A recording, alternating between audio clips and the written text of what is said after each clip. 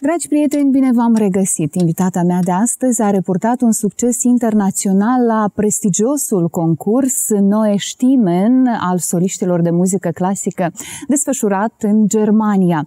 Locul 2. Natalia Tanasiciuc a revenit la o demivorbă ca să ne bucurăm împreună de victoria pe care tocmai a adus-o aici în Moldova.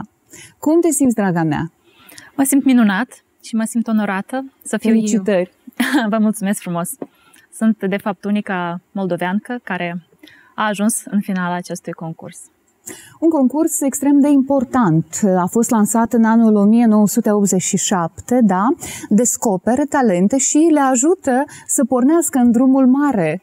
Da, nu? Este o platformă foarte prestigioasă de lansare pentru tineri interpreți de operă și deviza lor este de a crea cariere. Da, nu doar a le crea, ci și a le oferi acea pistă de lansare pentru un viitor cât mai fulminant și cât mai de succes. Chiar vorbeam cu niște cunoscători în muzica clasică și mi-au povestit că este vorba de un fel de olimpiadă, da?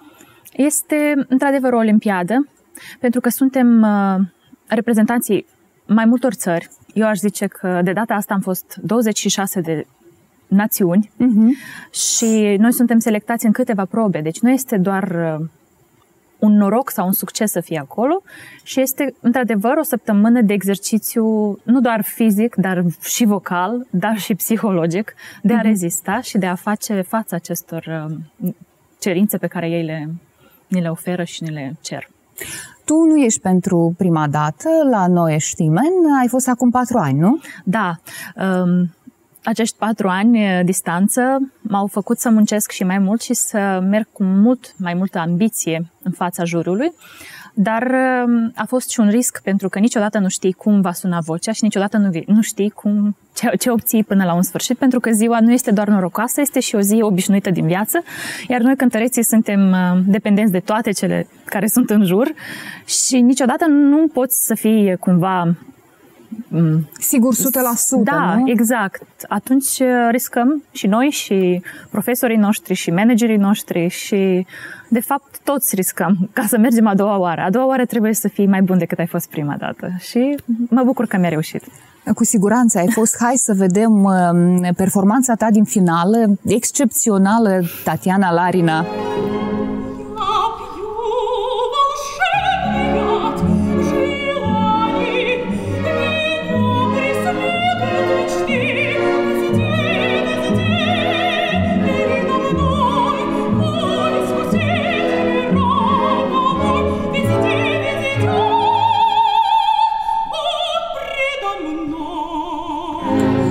Câtă forță și culoarea roșie!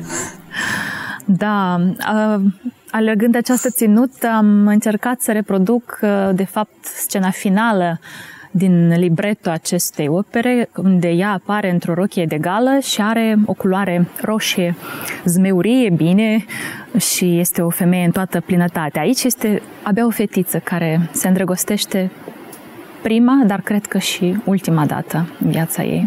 Este opera mea preferată, este momentul meu de glorie, într-adevăr. Am cântat pentru prima oară cu orchestra această lucrare, anume în finala acestei competiții și a fost, de fapt, un adevăr expus în fața, nu doar juriului, dar și în fața mea. Ai lucrat această operă încă din studenție, am auzit eu. Da, este, de fapt, cum am și zis odată, opera mea favorită Și am făcut scena aceasta, dar și scena finală la clasa de operă, atunci când studiam maestria de operă cu regizorii noștri de la conservator, cu doamna Eleonora Constantinov, care îi mulțumesc foarte mult pentru tot ce a sădit acolo în creierașul meu la vârsta aceea și care acum dă roade.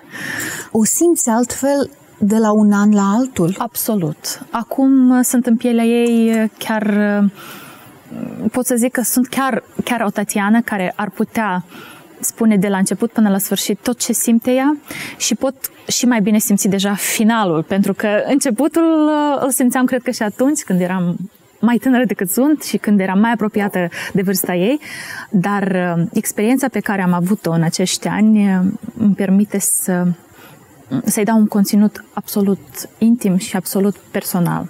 Femeia din tine se trezește din ce în ce mai mult. Adevărat. Știi? Că ea se trezește în noi până la sfârșitul vieții. Exact. Sunt doar tonalități diferite, unghiuri, ne regăsim, ne căutăm toată viața.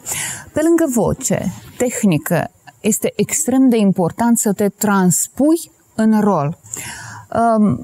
De fiecare dată simți rolul sau sunt roluri care vin mai greu și se așează acolo?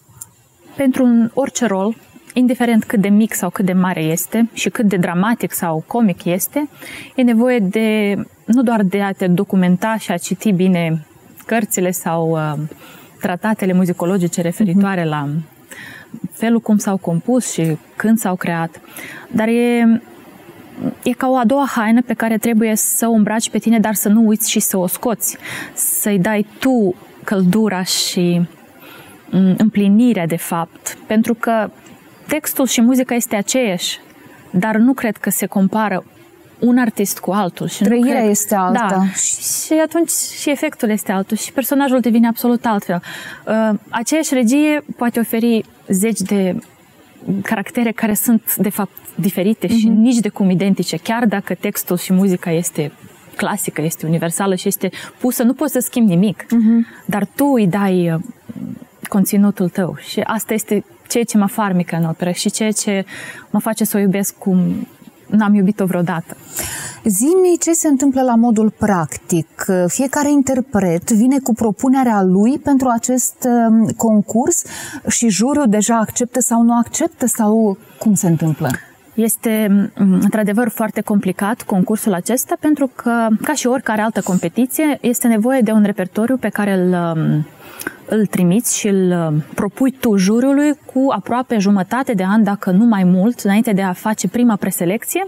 Deci chiar dacă tu oscilezi în timp între ariile pe care le-ai ales, tu poți schimba până la o dată anumită, dar după acea dată limită rămâne așa cum a fost. Deci deadline-ul e bătut în cuie. E bătut în cuie și cel mai interesant este, de fapt, tu alegi doar o lucrare cu care începi, prima etapă, restul sunt ca un joc de noroc, nu știi ce sună mai bine una după alta, dar jurul decide ce cânți, iar în special pentru semifinală și pentru finală tu nu știi ce cânți.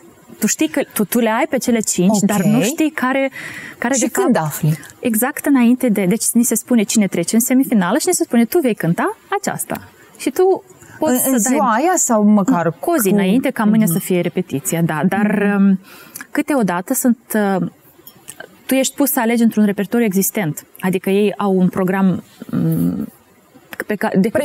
prestabilit, da. Și nu întotdeauna fiecare lucrare poate să te reprezinte într-atâta ca să-l câștigi. Deci ești un norocos dacă toate 5 te reprezintă și sunt perfecte pentru vocea ta și pentru tot ce ești tu la moment. Dar atunci când tu ai de ales și două din ele sunt punctele tale slabe, te rogi să nu-ți dea. Dar cam așa este că tocmai cea pe care vrei să nu o cânți, o cânți. Cumva o cânți. Da, dar la tine cum a fost? Eu am fost norocoasă, eu am ales... Universul s-a deschis, am sărit la propriu picioare și strigam în gura mare, cu toate că era trecut de miezul nopții când ni s-a anunțat. Ziceam, mulțumesc frumos pentru Tatiana. Tatiana, tu ai fost în pielea ta, mi s-a făcut pielea de găină, am ascultat-o în repetate rânduri. Doar că, știți, aveam chiar emoții pentru că este foarte lungă, este mai mult de 11 minute și nu știam dacă o să... Reziste publicul sau... Publicul rezistă, dar este o problemă că este concurs și este cam lung pentru o piesă.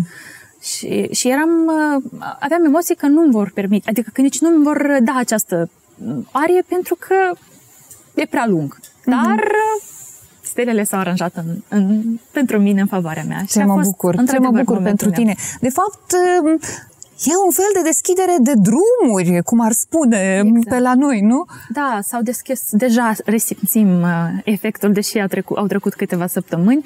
Suntem emoționați, dar suntem și în fața unor deschideri, într-adevăr, de oportunități pe care poate nu le-aș fi avut până acum. Da.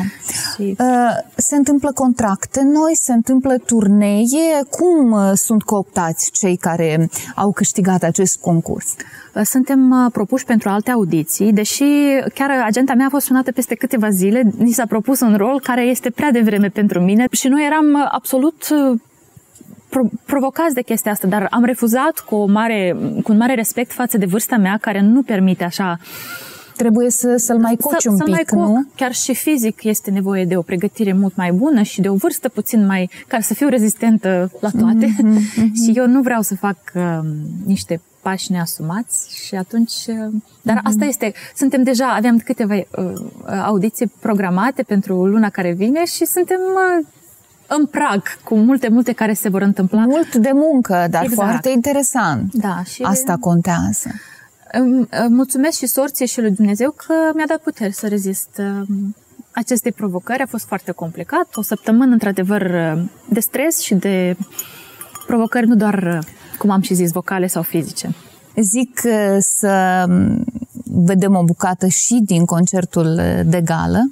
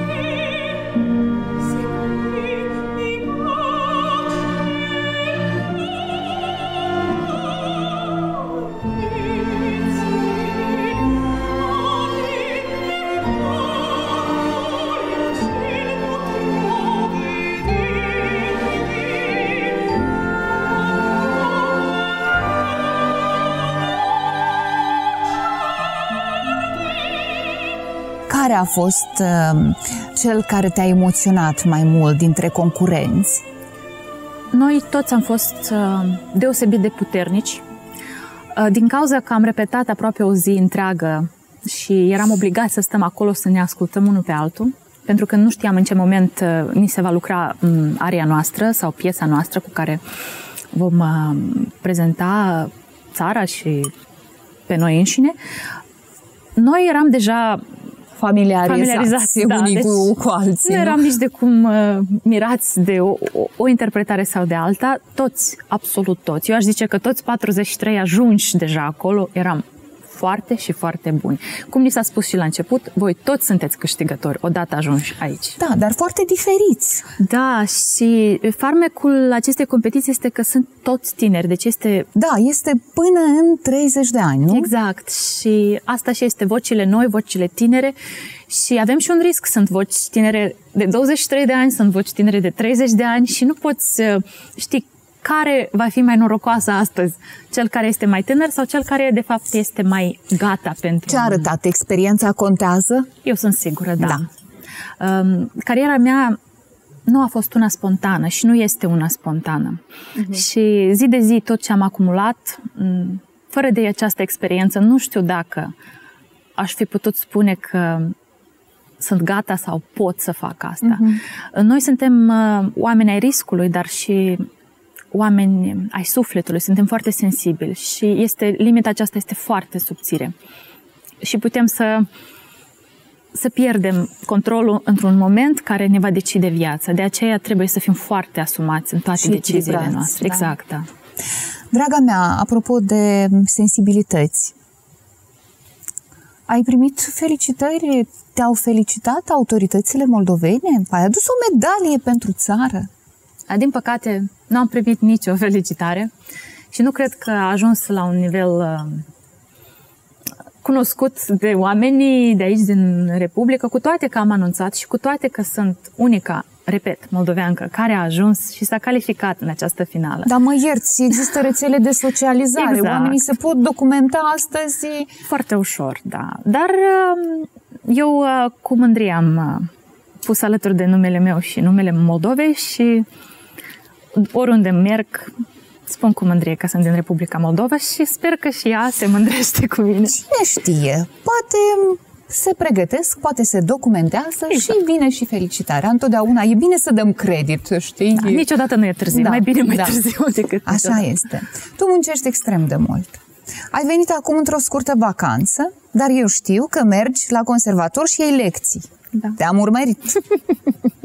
Exact. Mă strădui să fiu într-un ritm alert și să nu pierd forma pe care o am, grație pianistei mele de aici cu care lucrez.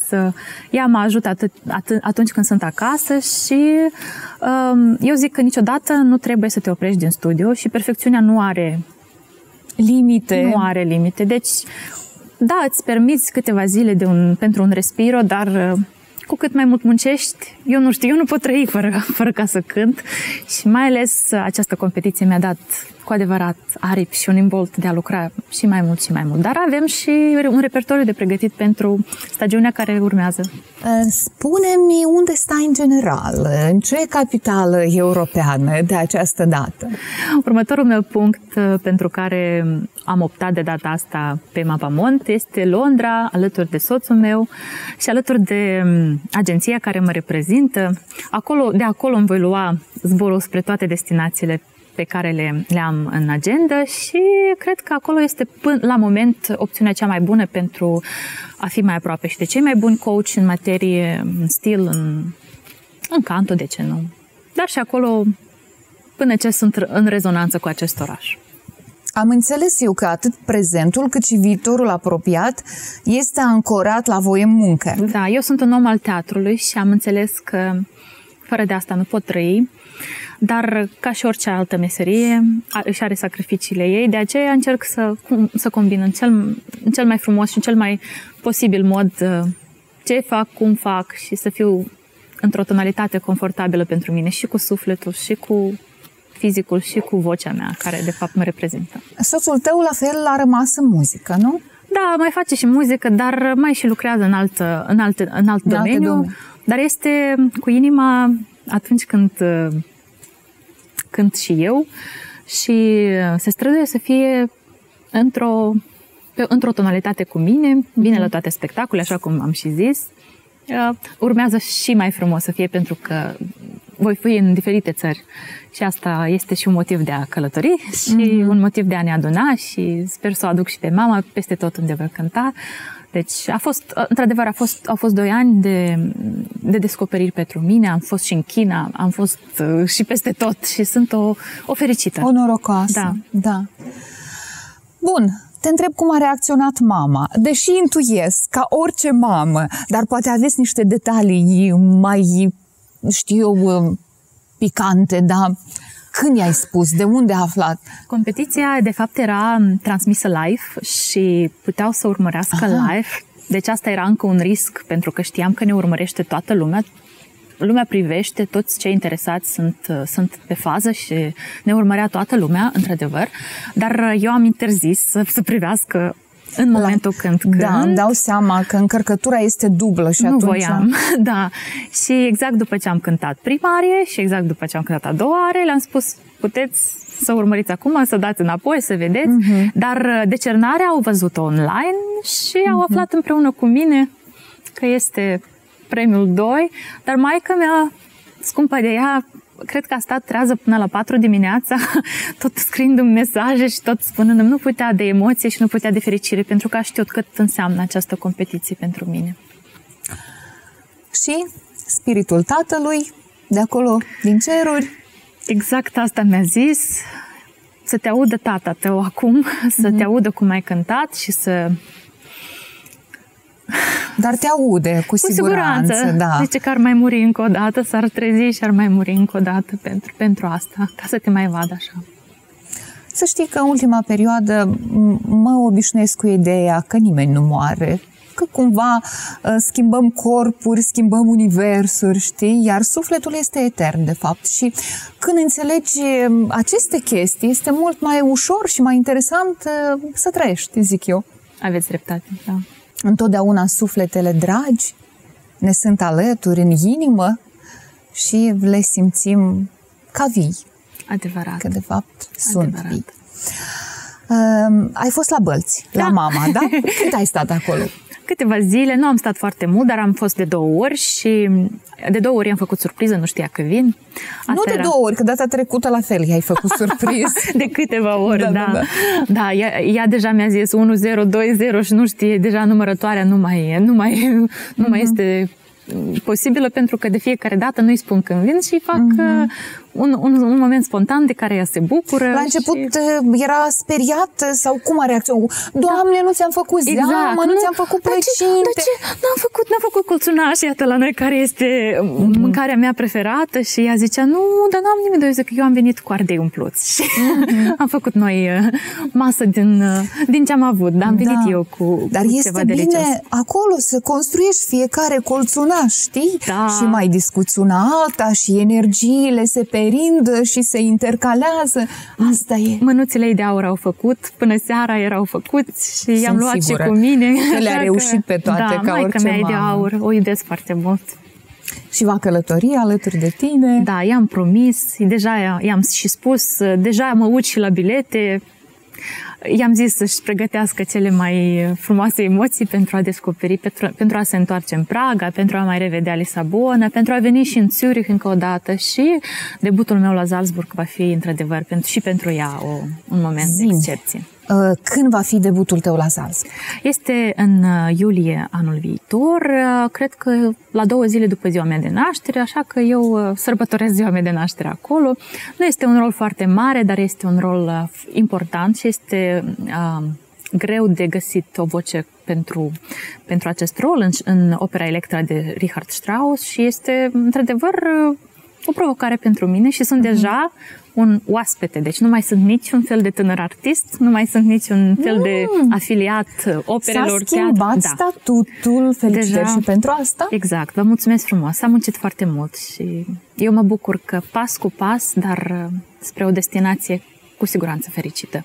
Tu, în general, ești o fire încrezătoare? Întotdeauna ai avut încredere în oameni, în situații, ai zis că ok, merg înainte, fie ce-o fi, vedem, ne descurcăm, trăim prezentul. Cred că în oameni mai puțin, chiar dacă îi iubesc foarte mult oamenii și la prima instanță sunt suflet și trup cu oamenii și pentru oameni, cred în tot ce mi se spune, dar din păcate experiența a demonstrat viceversa.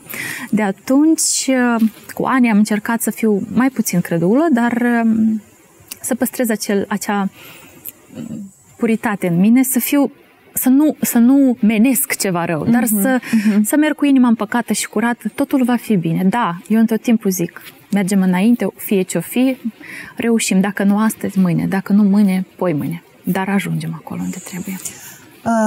Tu înveți din greșelile altora, reușești sau neapărat din greșelile tale? Eu le îmbin, și greșelile mele și greșelile altora. Un amalgam. Da, acest amalgam este o rețetă, cred că, potrivită pentru mine. Am învățat să cercetez, să învăț într-adevăr din greșelile altora, dar să nu le judec. Și asta tot este bine. Nu mă judec nici pe mine, dar din păcate cu asta trebuie să mai muncesc. Sunt prea obiectivă, sunt prea dură. Perfecționistă? Da. Deci este, într-un fel sau altul, greu să te accepti cu toate bunele, cu toate umbrele și luminile, să zic așa. Da, palitra asta a caracterului și a temperamentului meu este una complicată. Sunt pipărată și condimentată cu cele mai sensibile note, dar încerc să mă primesc așa cum sunt. Dacă este important. Dacă nu ne acceptăm, atunci dăm lupte interioare ani, zeci de ani și nu e bine când ne distrugem. Da. Am învățat și asta. Anii mi-au adus și această lecție. Nu doar de profesie, dar și de viață. Ce alte lecții de viață ai luat în perioada în care nu ne-am văzut? Să respect și mai mult orice muncă a omului, indiferent ce face și cum face. În profesia mea, pe care o numesc și viață, nu prea fac diferență între ce fac la teatru și ce fac acasă. Am învățat să mă respect pe mine în această profesie și asta este poate primul punct pe care trebuie să-l bifezi în carieră, să te respecti pe tine, să-ți acorzi tu poate o importanță mai mare decât ce credeai tu că este important, să faci plăcut altora. Trebuie să-ți faci... Să te iubești mai mult pe tine, de fapt. Atunci lumea va găsi acea armonie și va fi într-o armonie cu tine și îți va oferi poate și echilibru. Dar cu siguranță mai am multe de învățat. Este foarte complicat să fii un artist de operă atunci când te dedici trup și suflet. Dacă ești unul superficial, dacă nu știi să manevrezi cu timpul tău, cu prioritățile tale, atunci poți să pierzi foarte multe și atunci cât de talentat nu ai fi, din păcate poți rata și un moment crucial. Draga mea, îți amintești probabil de rubrica noastră 30 de secunde, timp în care eu rog invitații mei să-și facă o scurtă introspecție. Păi, de atunci, de acum un an sau aproape 2, de când nu ne-am văzut, ce ai învățat tu din tine?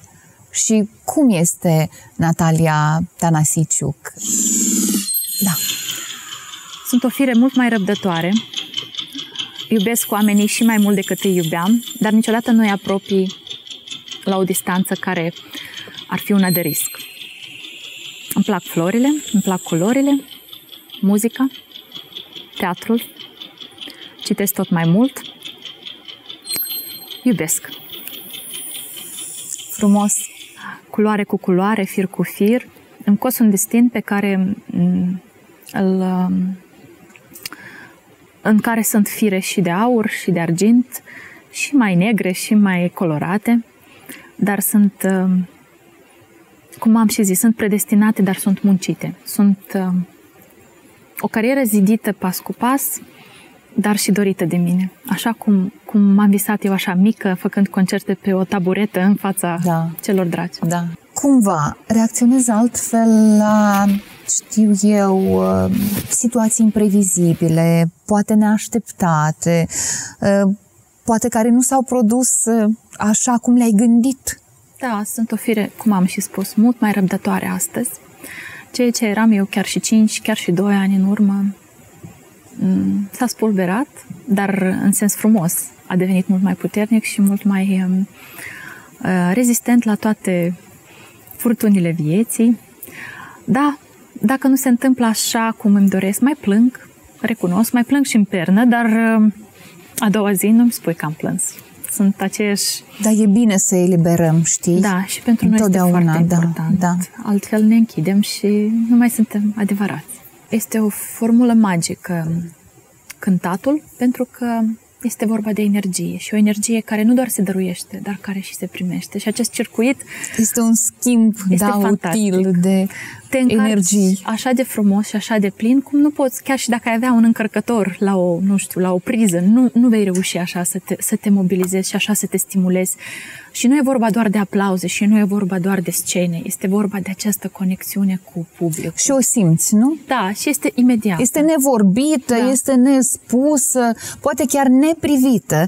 Eu cred că și de acolo din culise se simte, da? Ce energie emană ce se întâmplă, publicul. Cum comunică cu tine, non-verbal. Și asta mi s-a spus și la competiții, mi s-a spus, te-am privit ca la cinema. Deci erai tu, dar de fapt noi am văzut un film întreg și pentru mine nu există mai mare notă decât cea a publicului. Tu crezi că ești într-un film frumos al vieții tale? Este un film frumos. Nu sunt eu regizorul, eu îl consider pe Dumnezeu cel care dirigează toate, dar eu sunt, cred că, un actor care și-a asumat bine rolul și care este pregătit pentru tot ce zice domnul regizor. Draga mea, eu îți doresc din tot sufletul această stare din filmul tău de viață, să o menții cât mai mult, să joci rolurile pe care ți le dorești și de fiecare dată să vii să împărtășești cu noi din bucuria ta, din trăirile tale. Noi te așteptăm cu mare drag aici. Mulțumesc frumos și voi reveni cu mare, mare drag. Vă mulțumesc pentru această atmosferă minunată. Yes.